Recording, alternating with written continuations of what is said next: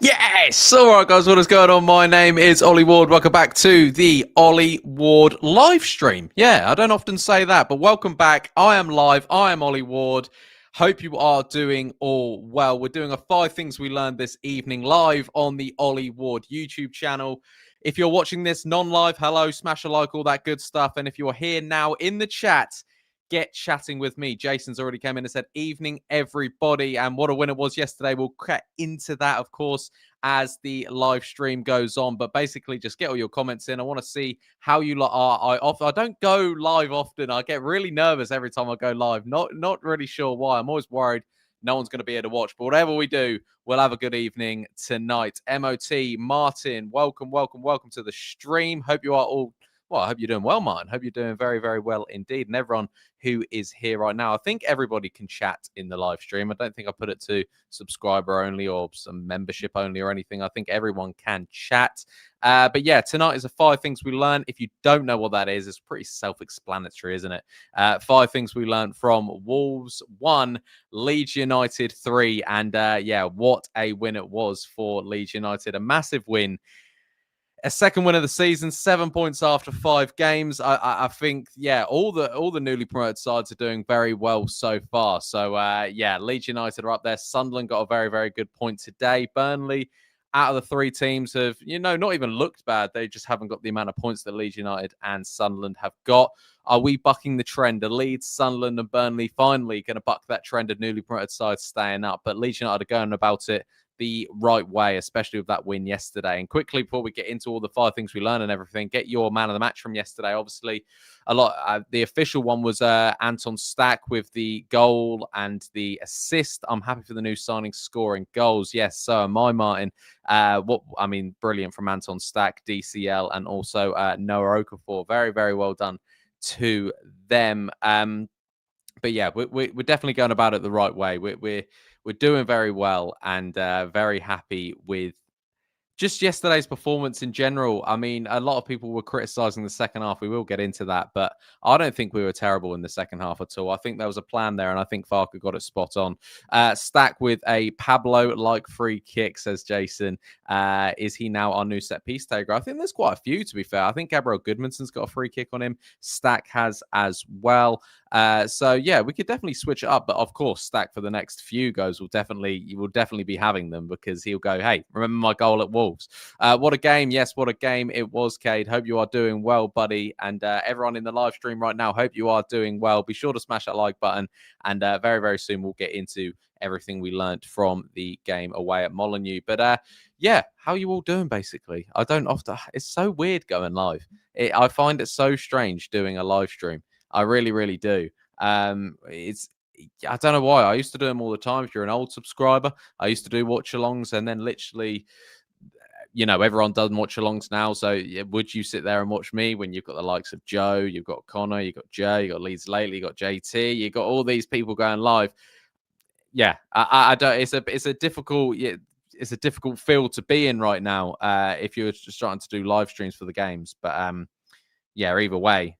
Thank you, everybody, for being here. But let's get started with the 5 things we learned. Like I said, it's a pretty easy explanation of what 5 things we learned is. Basically, it's the watch-alongs back when Bielsa and Jesse were vibes. Yeah, true. I always think about bringing it back, but then to be fair, I do work at weekends, so I'm not going to be able to consistently do every game. I don't watch every game because I'm working, so yeah, it's a difficult one, but they were vibes. 3 points we did need. Yeah, let's start off with 5 things we learned. Like I said, very easily an explanation for what it is. There's 5 things we learned from that game at Wolves. What about a phone in? I definitely could do a phone in actually after the games. That could be cool. Definitely could be an option.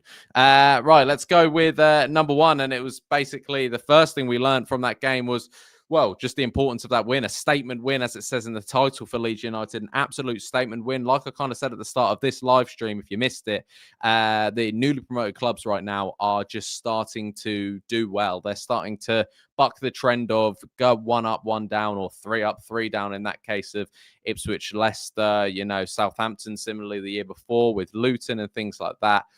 So yeah, it's starting to look good for Leeds United, but it was a statement win. It was a win that, I wasn't necessarily confident going into it, not because just because it was a typical Leeds United game where it was one of them where, Wolves haven't won in 4 games. Vitor Pereira's just got a new contract, things like that. And it's just a thing where it's typical Leeds United to go there and lose the game. But either way, we didn't, and we done very well, and it was an absolute statement. Damo says, what a game, brilliant performance. Goodmanson, man of the match for me. Darlow should be our number 1. Hope you're good, Ollie. Damo, thank you. He is part of the members club here at Ollie Ward Industries, the OWI, whatever that is. That sounds a bit racist, doesn't it? But either way, it's not. Damo, thank you. You're an absolute legend. It's actually called the Ollie Fans, yeah?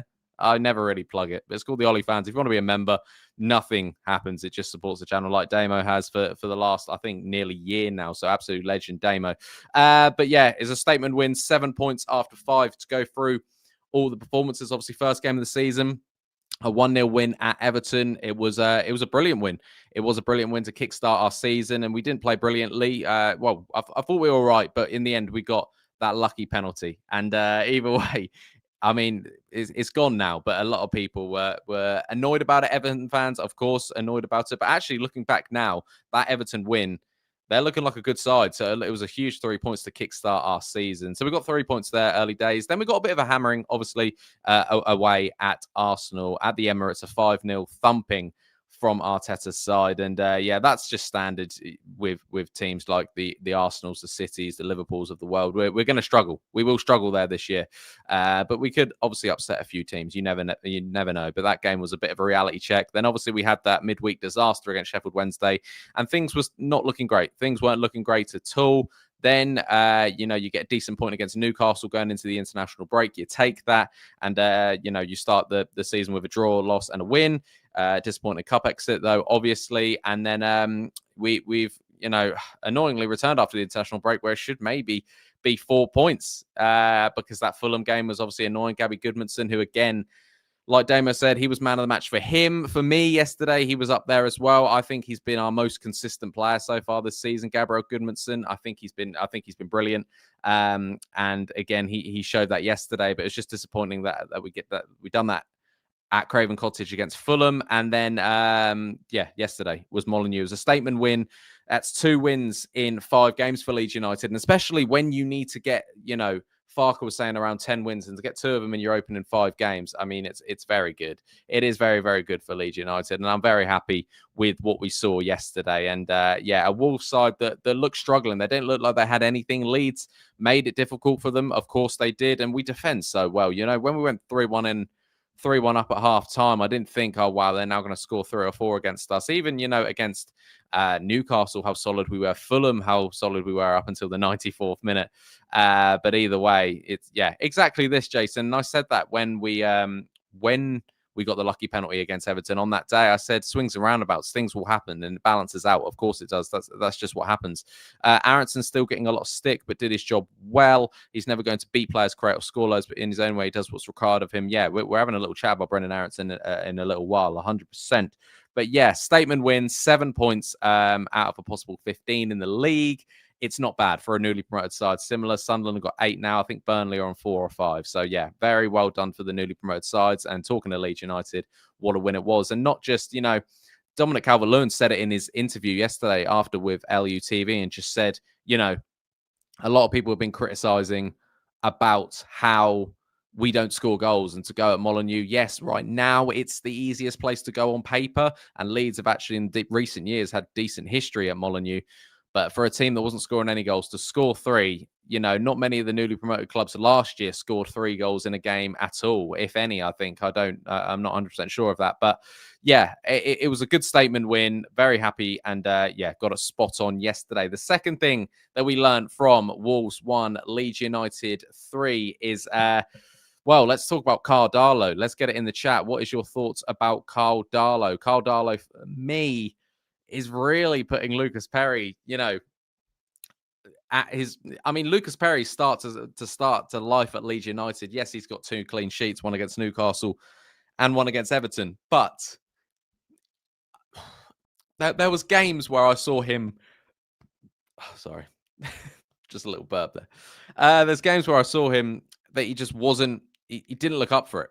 he not up for it, but I mean, he looked like he had a mistake in him, and that feels harsh. And Carl Darlow, it's been really weird watching Carl Darlow because I've been a bit of a critic of Carl Darlow, but actually he's looked good. He's looked very, very good indeed. And I'm very happy to say that I'd stick with Carl Darlow in net for the next few games.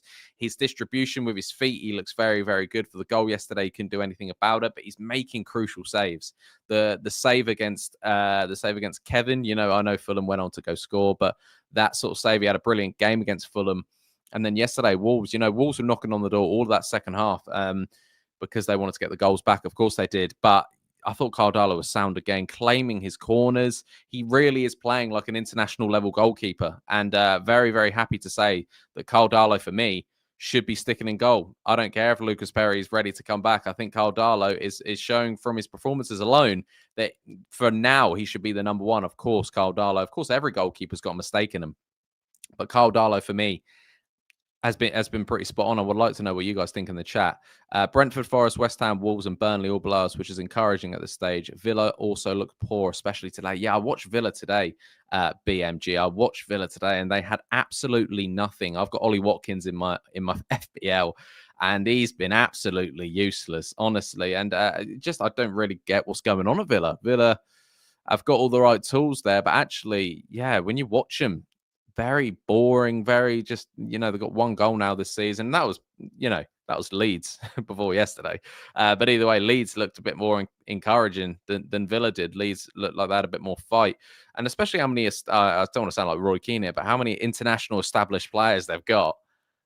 And yeah, they didn't look good. And they didn't look good again today against a 10-man Sunderland side. And it's fair to Sunderland, they're really giving it their all in these opening few games in the Premier League. And what I like about the Sunderland side, going away from Leeds for a second, is that sort of never say die attitude that this Sunderland side have got. I'm not saying that. I think when Leeds are playing, there's a bit more like a Premier League versus Premier League side. Sunderland still feel like the underdog in each game, and that's getting them through it in a good way. That is a good thing to say, by the way. I'm not trying to diss on Sunderland. I'm trying to say they've got the crowd back in there. Every tackle, the crowd are loving it and things like that, because it still feels like the underdog versus a Premier League side, which it technically is. But when Leeds are playing, it's like it feels like a Premier League side going against a Premier League side. I don't know if that's a bit arrogant, and I don't even know if that's really what I'm trying to say. Darlow has the backing of other Welsh lads in front of him, gives them confidence between them. Yeah, Ampadu, Roden, obviously, as well, Carl Darlow, and Dan James, of course, as well, when he gets back into the 11. But yeah, what was everyone else's thoughts on Carl Darlow? I think Carl Darlow has been spot on so far in a Leeds United or in a goalkeeper jersey. I literally forgot that Watkins was on the pitch until about the 85th minute. He was anonymous. Tell me about it, BMG. He was terrible. I mean, I need to get him out of the FPL. That's all I'm saying. But yeah, either way, would you guys like to see Carl Darlow keep his place? I think it would be pretty spot on for him to keep his place, because Lucas Perry, despite 2 clean sheets, I think you can't knock Carl Darlow right now. I think he's been the perfect replacement for Lucas Perry. Let's get on to the third thing we learned. And I haven't really gone into specifics here, but I've just put Jacobiol, Tanaka, and, faces on the bench. How many of these players now, like when Jacobiol wasn't here to sit on the bench behind Pascal, I don't think that was his plan. But Pascal and Joe Rodon have been absolutely solid. They really have been solid. I don't see right now where Jacobiol gets in. A lot of people, that's their first change. Get Pascal out, Jacobiol in. And I don't think people are realizing, are they actually even watching Pascal's performance before they even pass this judgment? I think he's been very solid. A lot of these players, apart from the obviously the anomaly of Arsenal game where you concede 5, and we did look terrible. We looked amateur on that day. But I think Pascal and Joe Rodon have been solid. And similarly with Tanaka, I think he's great. I think he comes back into the side. Of course he does, as Al Tanaka. But Sean Longstaff has been absolutely brilliant. He's a Premier League midfielder. Anton Stach got goals and assists to his game now. A set piece taker in that. Ethan Ampadu, Daniel Farke. I mean, Ampadu could have one leg, and if he was like 7% ready to be fit, Daniel Farke would play him. And I think Ampadu is good enough, and I think he is a brilliant midfielder. It's annoying we can't fit 4 of them in, because the 4 of them would be brilliant. And obviously, the one you would probably drop is Sean Longstaff for Al Tanaka. But I think Longstaff's done brilliantly, and that's what I kind of mean by how many of these players, like, I don't know if Tanaka gets straight back in because how well Sean Longstaff's done. I don't think Jacobiol gets in because of how Pascal's done. And I don't think Lucas Perry gets in because of how well Cardalo's done. Similarly, Joel Perreault thought maybe he was going to be the leading man. DCL's now got a goal. You don't know what that's going to do to his confidence. Similar with Meche, he's got a goal to his name as well. Yes, Joel Perreault hasn't had plenty of time. I think he'd probably be a bit annoyed how much time he hasn't had on the pitch. But when he's started or when he's come on the pitch, he hasn't really settled in Premier League life. There's no need to take Darlow out. That would be careless. It'd be silly, wouldn't it? It would be a thing. Evening, Chris, by the way. It'd be a thing where you're just rewarding these players because you've brought them in and you've spent money on them. Carl Darlow's given you good performances. There's no need to drop him 100%. Biol was unlucky to be suspended for the first game, but now has to wait, sadly, for him. Centre back is a position that is rarely rotated. We'll need him, but we'll have to be patient. Yeah, and to be fair, for being completely honest, that game against Sheffield Wednesday, that Biol and Bornau were at the back. Biol was obviously better than Bornau. Bornau didn't look great at all. But yeah, Biol didn't set the world alight. You know, he really didn't against Sheffield Wednesday. None of them did. Don't get me wrong. But these players are doing it in the Premier League. It's a squad game. We'll need different players for different games, of course. But also, you don't change a winning side. I don't think we line up against Bournemouth next Saturday. And yeah, I don't think Biol starts. Who else is? I mean, no one really starts in Jayden Bogle's position. And it's harsh as well because James Justin's come in. But also, I feel like we're rarely speaking about James Justin just because he comes on for 5-10 minutes. I mean, James Justin could start against Bournemouth. We have to see what Bogle's injury is like. Struck gets stick off some fans, but I've always rated him. Yeah, I'll be completely honest. When Jacobiol came in, when Bornau came in, I was thinking this might be the time for Pascal to go. Maybe that's what people, the club, are thinking. Clearly not. He's come in and he's been very, very good. He's been very, very good indeed. And yeah, Pascal and Roland have been ace and should be in the starting 11 along with Longstaff for the next game. Yeah, I think you're spot on, Damo. I think Longstaff needs to be in there as well. I love Tanaka, of course, and he was unlucky with the injury that saw him out of the game. But Longstaff gets the Premier League and he's come right in and he's fit right in and he's been brilliant. I mean, the front line can chop and change, but I think the guaranteed nailed on right now is Noah Okafor on the left, Dominic Calvert Lewin up front, and obviously the right wing can change. And let's get onto that now. Let's get onto the fourth thing we learnt versus Wolves, and let's talk Brendan Aaronson. Let's talk Brendan Aaronson. Yes, he didn't set the world alight yesterday. Yes, he didn't score. Yes, he didn't get assist. But I think people are he's an easy scapegoat. I thought he was decent yesterday. I really do think he's been decent the last few weeks. I think he does create this. I think he's just easy to jump on. And a lot of the time, it's understandable, okay? But people are starting to absolutely crucify him even when he plays well.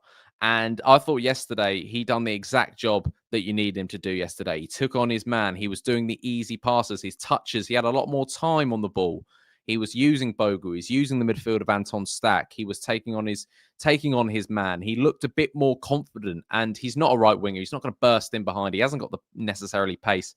I do think his game suits the Premier League more because in the Championship, you are getting bundled over. And we know how much Daniel Farke loves Brendan Aaronson.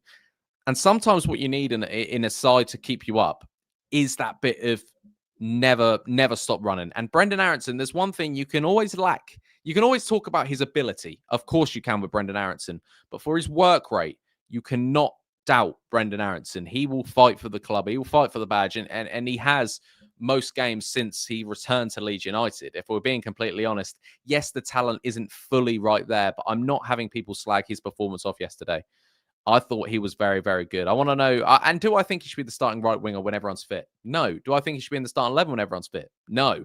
But for right now, if Daniel Farke is suggesting that he's going to be our right winger until Dan James and Nonto are fully fit, I think he done well. He done well yesterday. Okay, against Bournemouth, it could be a different situation. Of course, it could. I'm not his biggest fan. I don't think anyone in this club is his biggest fan, or in this fan base is Brendan Aaronson's biggest fan. But we can't keep just criticizing it. No one ever says Ampadu played bad. No one ever says Joe Rodon played bad. Everyone will just say, "Oh, Brendan Aaronson played bad." Brendan Aaronson could score 3, and someone said, "Yeah, well, yeah." He should have scored his one with a left foot or something like that. Do you know what I mean? He's such an easy cop-out player. And I do feel for him sometimes because I thought he done well yesterday. He lost the ball a few times, of course he does. Most of the boys did yesterday, but Brendan Aronson's work rate, I think, has got to be applauded. And sometimes when you watch it from the TV, it's different to when you're in the stands and watching a footballer play. And I know I can't say that because I'm not at the game, but I know a lot of people who were at that game yesterday were saying you've got to give credit to him. If you actually watch him for 90 minutes, he is running. If you watch it in the 90 plus minute, he's still going. Credit to him. If we do have to sell Struck, it's important that he is good season. If the right team needs a centre back, then he'll be worth a lot, 100%. He's still quite young, isn't he, Pascal? Aaronson also set up the move from the free kick from which we scored. And what a goal, by the way. Yeah, we'll talk about the free kick, of course. And at what point were you comfortable that would win, Ollie? For me, it was about 91. To be fair, I was just watching it here by myself. Wasn't with my dad. I wasn't with any mates. I wasn't watching it at work when I'm supposed to be working. I was quietly confident. It's always one of them shaky ones where if they got a second with about 10 minutes to go, you're thinking, yeah, they could do this. But I just thought defensively, we got it spot on. And that's sort of the fifth thing we'll learn. We'll go through it all again and we'll just have a general chit chat. I'm not doing anything, so we might as well stick around. Thank you for people being here. Obviously, it's not mind-blowing numbers, but everyone who's here, really do appreciate it because, it is really nice to just chat live. And I like to speak to you guys on a one-on-one. I'm not getting in the hundreds and thousands of people watching me. Why would I? Why do I deserve that? I don't, go live every day. I don't do this as a full-time job. But everyone who is here right now, really, really do appreciate you. And if you're watching this non-live, smash a like, stick around. But yeah, let's talk about the fifth thing, about how I think Farke got it spot on yesterday. And a lot of people were saying that Daniel Farke didn't get a spot on. Why we're allowing so much pressure. Yes, maybe we could have attacked a bit more in the second half. But with this back line, Bogle, Joe Rodon, Pascal, Gabby Goodmanson again, I'm confident. I'm confident in that back line. They look good with Anton Stach and Ampadu and Longstaff covering you. Them three are all they're attacking minded, but they're also defensive minded midfielders. They don't want to concede either. I know we conceded. I know we conceded, but they don't want to concede in the second half. You have to give Aaronson credit. He does put a shift in. Exactly this, Chris. He does put a shift in. You're spot on. That's what I was trying to say with Aaronson. He's not everyone's biggest fan. Well, I'm not his biggest fan, sorry, technically, but he always gives you that graph, doesn't he? And that performance will hopefully inspire him to take on his man a bit more, have a decent shot, or score. Just fucking score, please. But yeah, I thought Farke got a spot on yesterday with the subs to the tactics in the second half. Yes, like I said, I think maybe it would have been nicer for us to maybe go a bit more for the goal instead of sitting back so much. But either way, I think he got a spot on. And I think we're starting to see a changing of tactic with Leeds United. This high press off the ball. We want that ball back ASAP. And we seem to are closing more gaps to put the point where Wolves just had to lump it, or they had to find their in-man, that their striker, and we're getting in close up to him and nicking the ball. Pirot, how does he fit in? Keep or sell? Michael, welcome to the live. I'm not into chuck him out right now. I think he's a good bench player, 100%. He's a good bench player. He wouldn't start for me. He's not starting for me right now. I missed the beginning, so I'll have a look back and see if you did an opening gag. We'll put the cock in cock. Nah, was the all-time best. Yeah, I do remember saying that. I didn't do an opening gag to a live stream. I don't do it all the time. You've got to earn these gags. Sometimes I say whatever. I don't know. Put the cock in cockling. Jesus, did I say that? Michael, got to keep him until a better option comes along. 100%. We can't just get rid of players, because the thing is, we're getting rid of. If we are just going to get rid of players, look what happened to Largi Ramazani. We could do a bit of left wing cover right now, and yes, of course, these guys need game time, but it's we need to keep on to fit players. We need to keep on to players that can do a job. And Pirot, don't know if he should be a starting striker for the Premier League, but definitely he's not one to think about selling straight away, unless he wants to go, because he probably thought he was going to get a lot more game time in the Premier League than he has so far. But Dominic Calvert Lewin, he's one of them. I'm happy he got off the got on the score sheet, got off the mark for Leeds United yesterday. I thought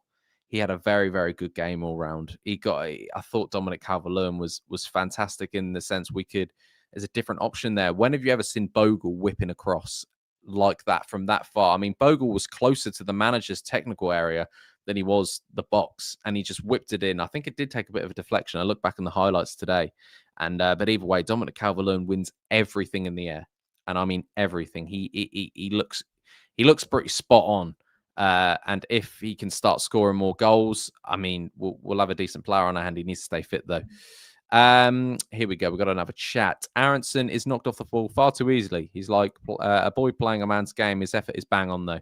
Yep. I think that's pretty spot on. And then when we talk about the talent there, I think there is something with Brendan Aaronson, but it's definitely he gets bullied off the ball, and then that's that stupid face every time he goes down. He's like, "What, me?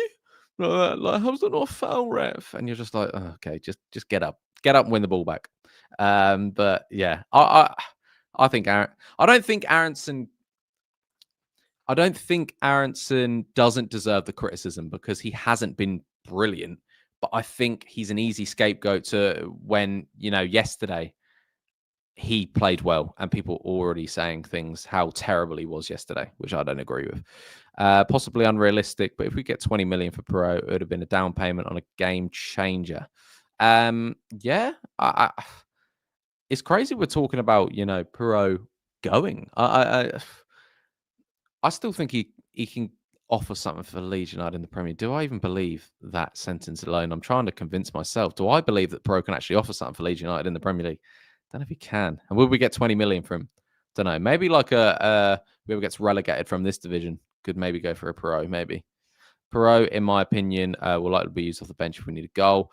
Aaronson, worst winger in the Prem, says Carl Wilkinson. Fair enough. What were your thoughts on his game yesterday, though, Carl? Let's have that discussion because he's not a winger. I feel like I'm just defending Brendan Aaronson this whole stream. I'm not even a massive Brendan Aaronson fan. I'll tell you what, in the first 15 minutes, I was going, God, this bloke's useless. Get him off the pitch. And then actually, yeah, credit to his work rate. And but when we say credit to his work rate, that looks good when you win. Don't get me wrong. That looks good when you win. But when you're playing top-level football in the Premier League, is work rate enough? That's a discussion. Perot needs to be given a chance. He has earned it. He got the chance at the start of the season. I know he didn't get loads. But, yeah, there's definitely a player in Perot. And he came back pre-season. He looked sharp. He looked fit. He looked ready to go. He looked like he could bang in some goals. But clearly, he's thinking Dominic Calvert Lewin, and then he's thinking Mecha. Let's talk about Anton Stach now. I want to have a little chat about Anton Stach. Obviously, the free kick goal. I mean, that was one of the best free kicks I've seen live. And, watching a Leeds United player do that, strike a ball like that, it was absolutely brilliant. What are your guys' thoughts on Anton Stach? Let me know in the chat. One thing is clear, we'll need every player available. As soon as we lose players due to injury, we'll be glad to have Perot. 100%, Chris. Brendan, effort was top-notch, but as a footballer, bang, average. I think that's a pretty spot-on analogy, Carl. I think with... going back to Brendan Aaronson again, yeah, you can't knock the work rate, especially yesterday. But he needs to give a bit more, especially on the stats, the goals and assists. Even last year, they were questionable in the Championship. But yeah, I hope we see, even if it's just a Brendan Aaronson tap in, just to get him off the mark. I'd love to see that. I think we might get around 20 million for Perot from a top European team, but the longer he's out of the team, the price will drop. The ship might have sailed. Yeah, but we need to keep on to him, BMG, in my opinion. We do need to keep, and like I believe it was Chris was saying, we need to keep on to every player. Was a rocket? Yes, it was. We're talking about Anton Stach's goal. And did anyone else, think... I've been judging Anton Stach this season purely based on he's not the quickest, but yesterday there was just a bit more about him. He was watching the play so well, intercepting, reading the balls so well, especially for that for the third goal for Okafor, no Okafor. And again, we'll have a little chat about each individual player because why not? Just yesterday and how their season's going. But let's continue with Anton Stach. I thought the reading of the ball, the interception was very, very good yesterday. He won the ball back for the no Okafor goal. The free kick alone. Would you get him on all set pieces now? Would you get him on all set pieces? Remember, Nonto and James were injured, so Harrison was the really only option of right wing. Yeah, of course, or Jack Harrison, or something like that. Again, Jack Harrison, when he's featured this year, I don't think Jack Harrison's done a bad job at all. I don't think any of these. I think the only one game you could point out where everyone was terrible was the Sheffield Wednesday game, of course. But in the league, everyone was terrible against Arsenal. Arsenal were just solid. We did look like boys that game, but for the rest of the season, I think there's no player coming off the bench, coming on, off and on the bench. You can go, he's terrible. He should never start again for Leeds, in my opinion. Mo Salah has good work rate. Difference is Salah has talent and goals in him. Yeah, that's very true. I mean, we're comparing Salah to Brendan Aaronson. I never thought the year is 2025 and we're comparing Mo Salah to I know we're not comparing him, but talking in the same breath, Mo Salah and Brendan Aaronson. Aaronson reminds me of a troublesome fly that other players just swat away. Yeah, very true. Stach takes no shit. The man is a monster. Yeah, I'm really liking him. If you look at it's still of the free kick, it was the definition of postage stamp. Yeah, it was. I mean, Jose Sarr was that side and it still went in. Very, very happy with that free kick. It was top quality. And if you actually watched it live and you heard the net ring, like that, like when it hits the ball, the back of the net, and it's like, oh. Inject it. Stach is just getting better. Reads the game so well. Exactly. Leeds Bros. Yes. Evening, Ollie. Hope you're well, pal. Hope you are both well. Leeds Bros. Absolute legends. At the charity game, these two loved them. Absolutely loved them. Stach is, so let's talk about, he reads the game. That's what I meant yesterday for the interception for the third goal for Okafor. He got stuck in. He just a very good ball reader. Yeah. Not like your mum is. It's not your mum, Carl. Stach was quiet in the second half, but then so was everyone really. Yeah, I don't think that people were quiet in the second half. I think people were just doing a job. When Jack Harrison came on at left wing, he was actually playing in the back seven, what we were lining up with. Do you know what I mean? We cleared the ball. We done well. We done well in the second half. And I think anyone who doesn't think we done well in the second half, one of them. Versus Arsenal, it's more about the tactics than individual players, really. Yeah, we got it terribly. And also, Arsenal had 5 shots, 5 goals. They were just absolutely clinical. And look, today they got a very, very late goal against Man City. Aaronson did play well yesterday, and he always gives his all when he's playing. 100% Damo. He really, really does. Can you all smash that like button? Everyone in here, smash that like button because that really, really does help me out. Also, subscribe if you are new. I don't know if many of you are new, but either way, hope DCL will continue with the goals. So do I. Any word on Dan James, Ollie? Not that I've heard anything on Dan James. He hasn't messaged me anymore. It's not funny. No, I haven't heard anything, Dan James. Neither Jaden Bogle. I'm sure we'll get an update very soon. Great to see you doing lives, mate. Yes, mate. I do them so sporadically, and I don't build up an audience because I'm stupid. Because a lot of you in here tonight might want to see more lives, but I should do more lives. It's hard to compete. It's a tough world out there in the Leeds United space. It is a tough world because there's so many great live streamers. I'm not meaning to, fondle anyone, as in not licking everyone's ass. Fondle anyone. That's probably not the right word. I'm not licking everyone's ass, but yeah, there's some decent people out there. Obviously, we know the main ones, so people are going to watch them, aren't they? So it's understandable. But thank you, Leeds Bros. I think that was our first direct free kick since Guerrero versus Norwich. Oh, what a day. What an absolute day that was. 4-0 win at Ellen Road. Oh, what a day. That probably was, What went wrong that season, eh? Bloody Southampton in the final. Giant haystacks. Yeah, a bit of wrestling knowledge there. I love that. 3-1 halftime, then God, I can't even read. 3-1 at halftime. Then we just did what was needed. 100%. Exactly that, Carl. We done what was needed. And that was, shutting up shop and making sure that we don't concede anymore. And we didn't. And someone put in the chat, can't remember who it was now, right at the start of the stream saying, when did you think we were going to get the 3 points? I was pretty certain in the second half that how well we defend. We're a really good defending side right now. Right now, that is. Right now, we're a good defending side. We should have kept, even yesterday, if you keep a clean sheet yesterday and then if you kept a clean sheet against Fulham, that would have been perfect. That really, really would. It's so annoying. That Fulham game is so annoying. Because imagine if that was another point there, we'd be looking even better than we already are. Fair play to Farke. The whole strategy of investing in strong, powerful players throughout the spine of the screen is bang on. Yeah, and that's rare nowadays, people giving love to the manager. It really is. I mean, including myself, we're very quick to turn on Daniel Farke, and I'm not, including myself, I'm still not 100% sure why we are also aggressive towards Daniel Farke. I've had many opinions over the past few years as he's been here. And I've said some things like he needs to switch on, he'll get out. And of course, right now I'm saying this because we're on the back of a 3-1 win yesterday and we've started the season off very well. If we go down, would I want Farke as the manager again? Probably not. But it's rare nowadays that Farke gets complimented for actually doing well. And I thought the team was set up brilliantly against Fulham, against Newcastle, against Everton, maybe not against Arsenal, against Wolves yesterday. And that's credit, obviously, to the players. The players are clearly buying into this Daniel Farke side. And it's rare to say that about Daniel Farke's side right now. I feel like it's quite a not very cool thing to be Farke in. Do you know what I mean? I think if you look all on social media, Farke out is the way to go, apparently.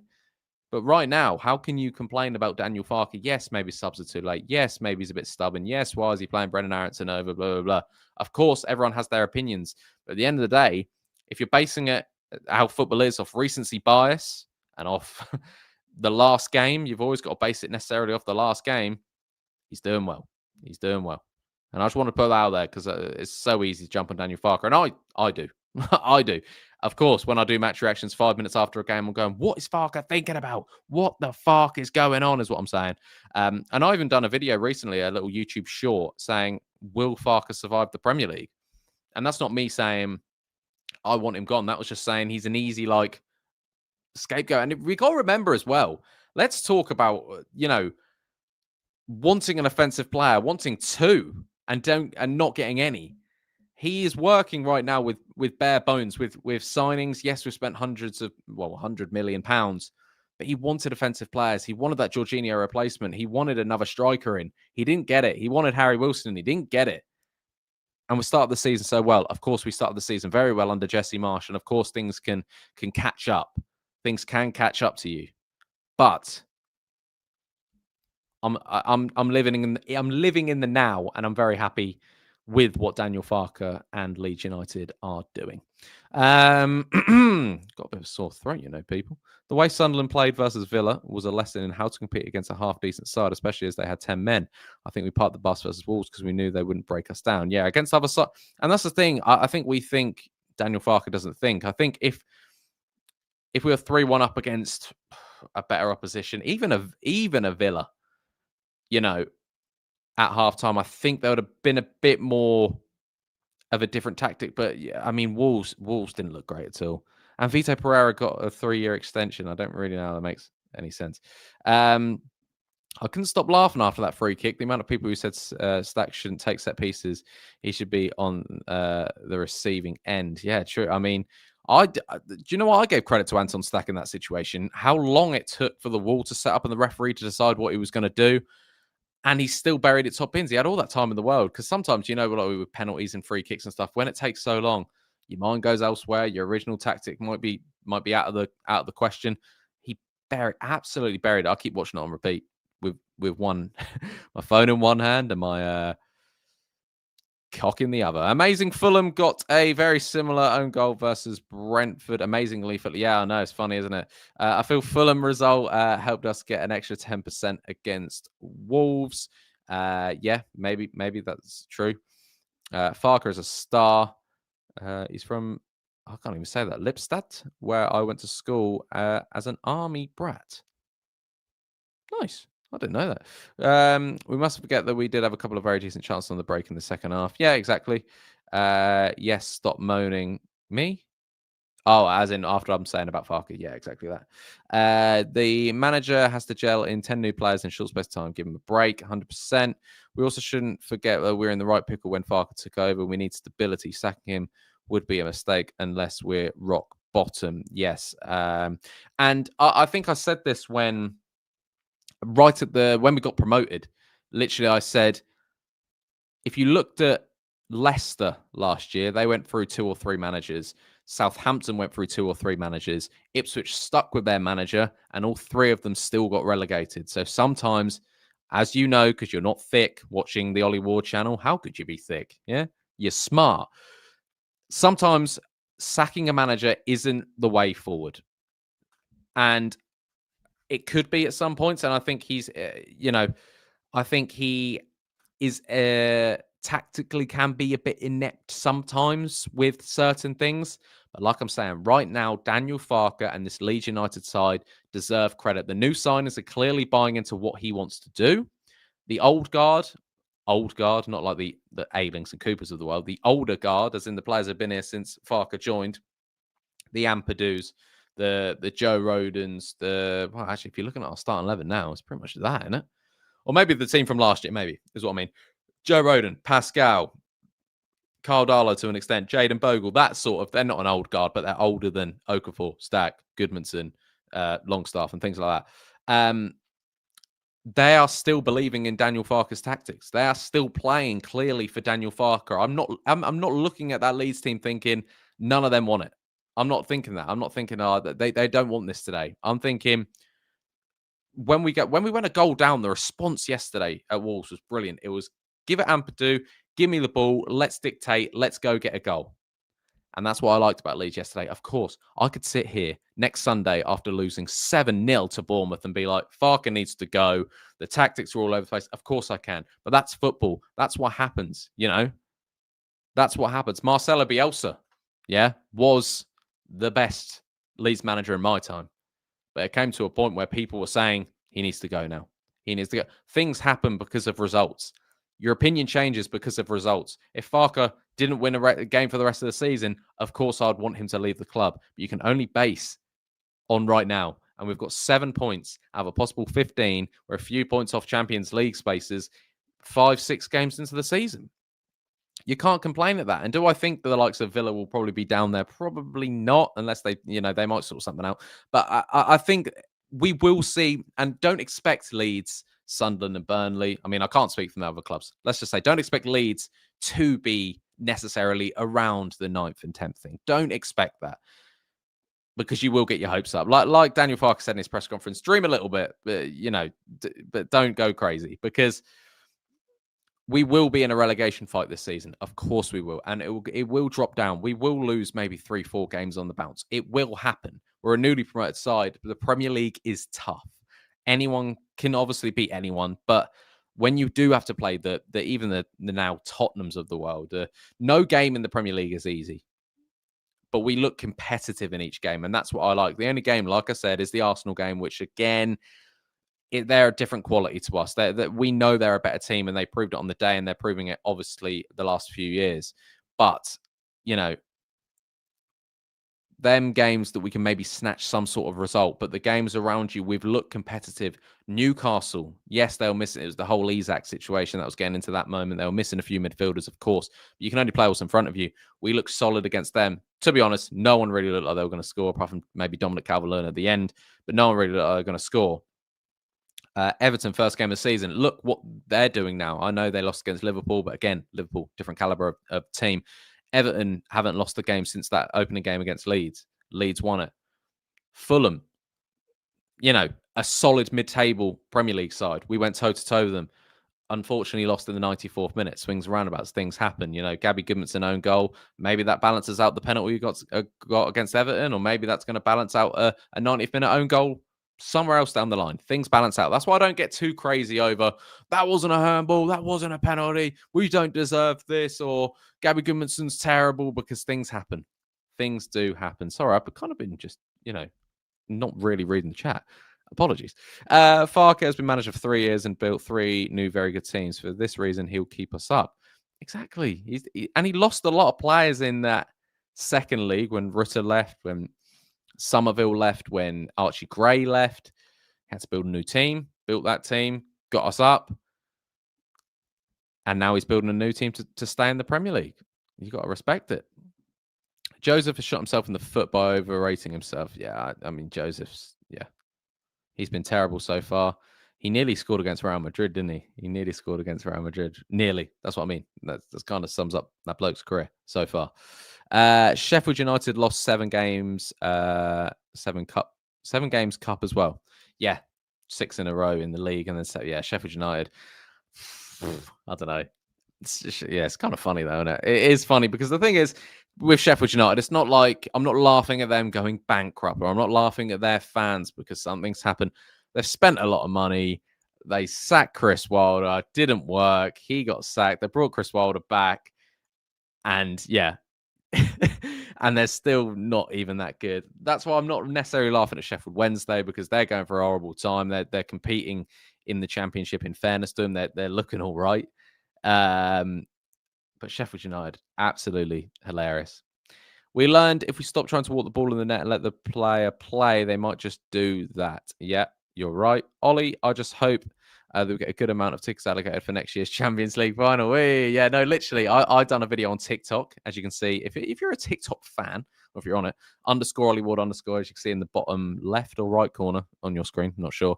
I started my video yesterday because I do a little reaction on YouTube and then I do a reaction on TikTok as well. And I said we'll come from the top 4. But obviously, it's very tongue-in-cheek, and the comments going, actually, you're not coming for the top 4. Who do you think you are? I love doing that. Just flip people off. Why shouldn't we look higher than expected? Let's ride the wave as long as we can. Yeah, very true. But I'm saying, yeah, I mean, Chris, do it. Dream a little. But also, don't be annoyed, not you necessarily, fans in general. Don't be annoyed when we do start to lose games, or we do think you can't have it both ways. I think that's how I feel. I'd like to think I'm a reasonable fan. I think a lot of you guys in this chat are as well. This window, we had very few sellable assets that could have sold, so Farke has not really had a full deck to play with. It's very true. If anyone was to go, so obviously we got rid of a few players in the sense that are not really going to make us a lot of money. But who do you think I can't say who do you think right now would be our most expensive player to sell? Probably is someone like Pascal, because he's still quite young. TikTok is for youngsters, Ollie. Yeah, you're young, and you, Jason? You're young. How old is everyone in the chat? Let me know. For the next sort of 12 minutes, I'll go for an hour. How old is everyone? Let me know where you're from as well. Thank you for everyone being in there. I know I've already got soppy a bit tonight by saying, oh, I don't do lives often, but when I do, thank you. And yes, we're not breaking numbers. We're not going into the hundreds or thousands, but sometimes it's nice just to have sort of a nice chat with you guys. And if you want to see more live streams, do smash that like button. That would really appreciate it. I know a few YouTube channels, especially the Leeds one, I've been a bit shafted with video views at the moment. It's to do with YouTube. I actually watched Joe Blackburn's video about it. Seems pretty spot on. I'm seeing, yeah, I mean, I don't do YouTube for the views and the money necessarily. It's just, yeah, this is my full-time job. So I feel for the people who is their full-time job when views are down, of course. But I'd be lying if I said views didn't play on my mental health. It definitely does do that. Because it's so weird. It's so weird. If a video doesn't hit a certain thing, you get so annoyed. Well, I do anyway. I overthink it. I'm an overthinker. That's what I am. Season is going to be a roller coaster. Strap in and enjoy. Bang on, Cole. Bang on. Derbyshire, originally from Yorkshire, and over 21. Yeah, safe answer, Jason. I'm over 21. Luckily for LEFC, there's a lot of teams in the Prem worse than us this season. Yeah, right now there is. There is Wolves. Right now, Villa, West Ham. It was weird saying Villa in that conversation. I don't think Villa are worse than us. They are statistically right now. But I think the likes of, you got to look at Wolves, Burnley, who Burnley again aren't terrible. I think the only teams that stick out for me that I'm like, ooh, they need sorting out is West Ham and Wolves. The rest of them haven't had great starts. But I don't think the likes of Villa, even Burnley to an extent. I think Burnley will be down there. But I think the only teams I look at and think you might be in big trouble this year. It's West Ham until they sack Graham Potter. I put my cards on him being the first manager sacked, but that was Nuno. Annoying. Lost that bet. But yeah, the rest we'll see, won't we? Tanaka or Struck would be the highest price, but it would be mad to sell them unless we find gems. They'll be hard to replace. Yeah. Obviously, whatever we get for Tanaka would be an absolute profit. We signed him for 3 million. Evening, Ollie. Never seen you do a live before because I don't often do them, CB. I used to when I first started the career on Ollie Ward. But yeah, if you guys in the chat, like I keep saying, I know there's not loads of you, there's not hundreds, there's not thousands of you. But if you do want to see more streams, do let me know. Even just DM me, message me on Twitter, on Instagram. Just say, Ollie, do go live, mate. Yeah? Put it in my YouTube comments. You need to go live again, Ollie. Because I want to speak to you guys. I like speaking to you guys on a one-on-one. It's nice. I'm going to go for an hour, so another 9 minutes. Because if you are just watching this, you know, after I've gone live, then you shouldn't be sitting around for an hour. I wouldn't be watching me for an hour. I'm 59 on Monday, originally from a town near Leeds, which I won't mention. Now in Cape Town. Ah, Cape Town. Brilliant. Lovely. Well, happy birthday for, as in Monday, as in tomorrow for us, in like a few hours Monday or next Monday. Either way, happy birthday for then, BMG. Happy 59th. I've said since the start of the season we'll finish 13th or 14th, and I'm sticking by that. Absolutely love that. Yeah, guys, get your table predictions in the chat. I want to know what you guys are thinking. Oh, I'll take 17th. I'll take 17th. More live streams, yes, but maybe fewer cock remarks. Noted. Valid. Fair enough. Where do you guys think we'll finish in the table? Let me know in the chat. For me, like I said, I'll take 17th. I would. I'll take 17th. But from the start, I mean, can you judge it after 5 games? Can you? 12th, says Carl Wilkinson. Before I let you guys go as well, I'm going to go through the next 5 games and we'll quickly talk how many points we should get from the next 5 games. And it's pissing it down here annoyingly next Monday, Ollie. Okay, well, hopefully you're in my comment section before next Monday and I'll wish you it then. But if I don't speak to you then, BMG, hope you have a brilliant day next Monday. Everyone had Farke on the sheet to be first to go. Well, it's not happening. Well, yeah, officially it can't happen. It can't happen. Nuno's already gone. I think Potter's next. And then we'll see from there. Third, Nigel. I want what you're smoking.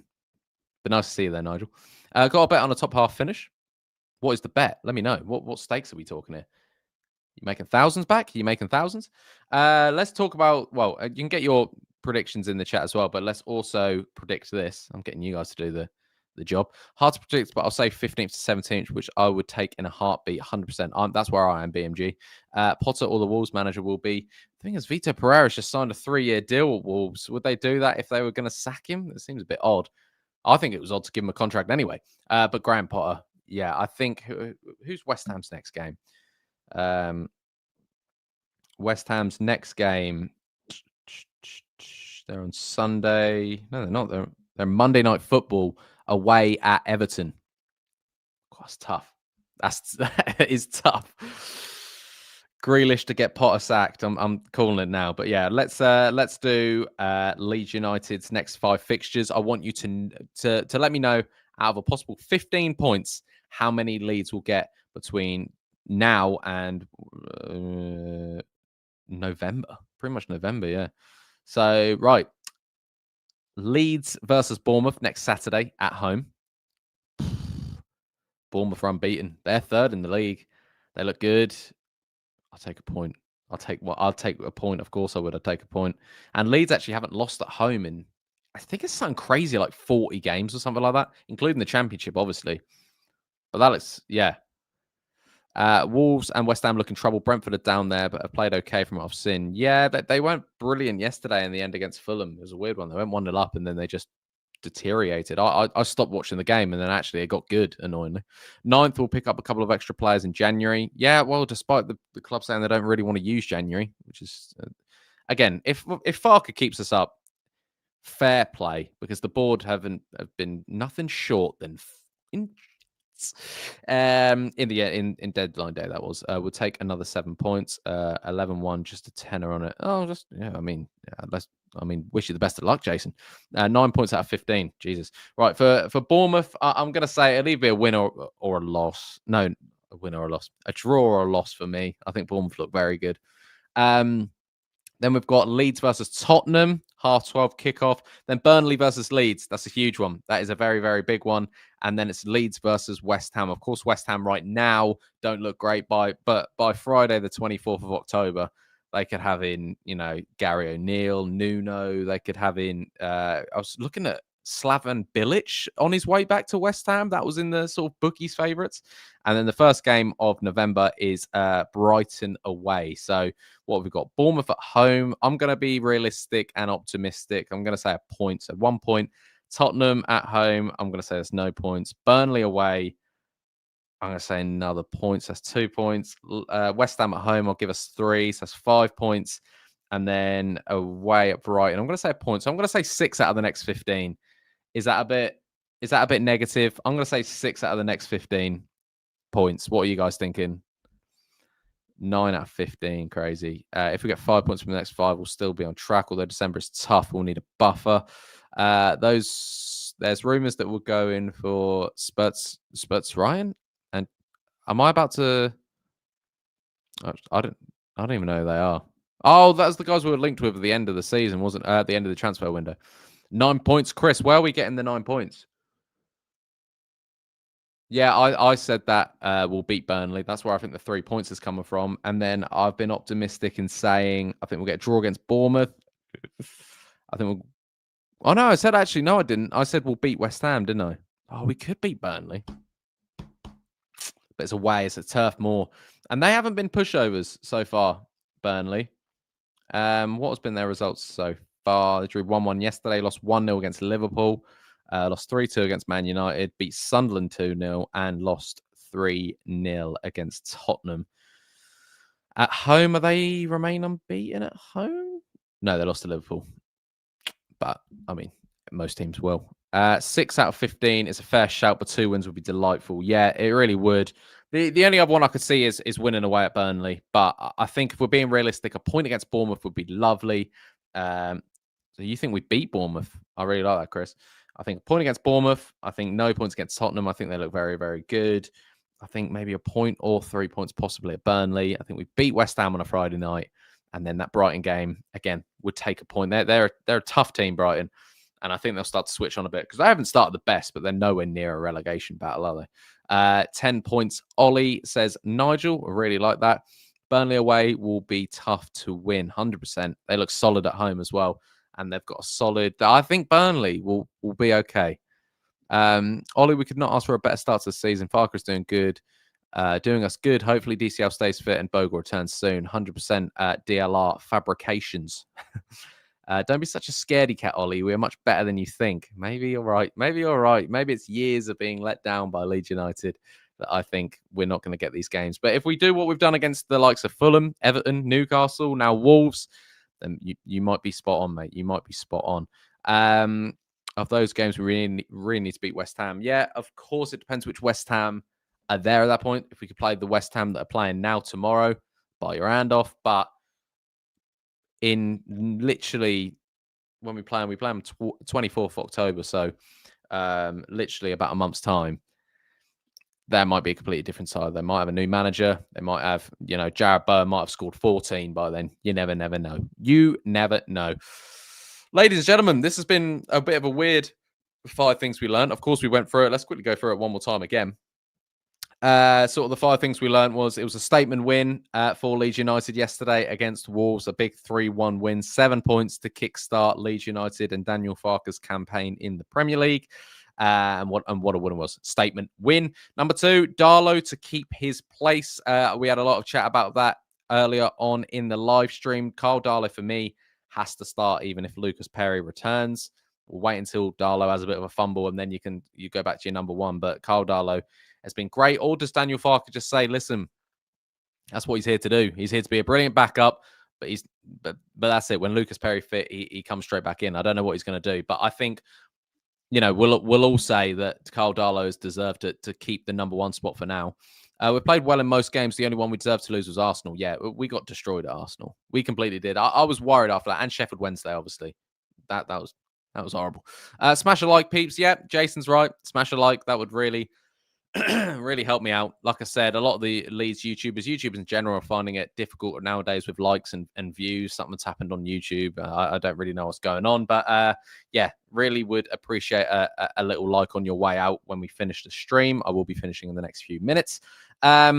Third one, where do the players come in? Sort of, I put here, like I put in the chat earlier, Biol, Tanaka, them types. Do you keep with the same lineup against Bournemouth? Surely, you've got to, right? Unless Jaden Bogle's injured, you bring in James Justin maybe.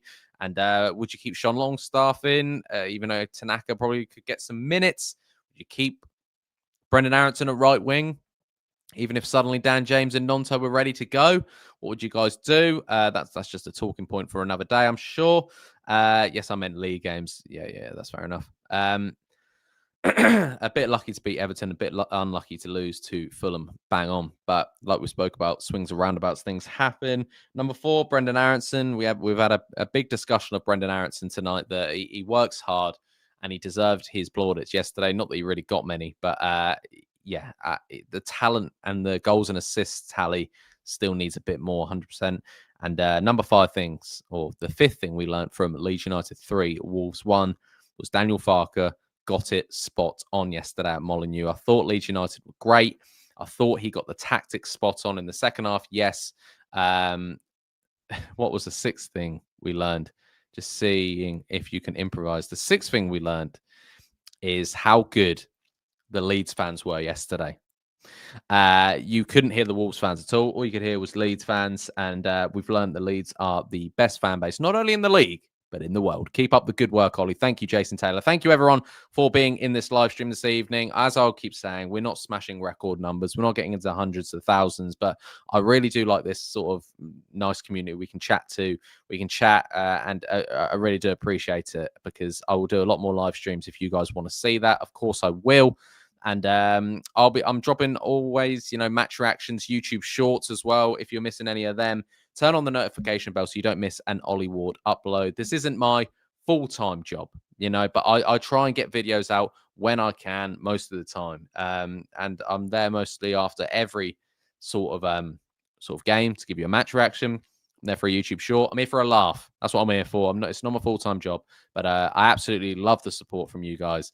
You guys are excellent. I love uploading on YouTube. I want to do it constantly. I always want to upload them. And even if I'm not uploading, do you know what the annoying thing is? I'm always thinking about YouTube constantly. I'm thinking about what's best for you guys. What could I do? But sometimes I just need to put pen to paper. Sometimes I just need to turn on the camera, go live, do a video. But I get in my own head. So I don't know why I do. So I need to get out of that and let you guys enjoy, because I really enjoyed tonight. It was really, really nice. I don't care about the numbers. I don't care how many people comment. I don't care how many people see this. It's been great. Thank you, everybody, for watching. Drop a little like for me on your way out. Hole in one tonight, Ollie. Yes. Is that an indicator? As in, it was a good live.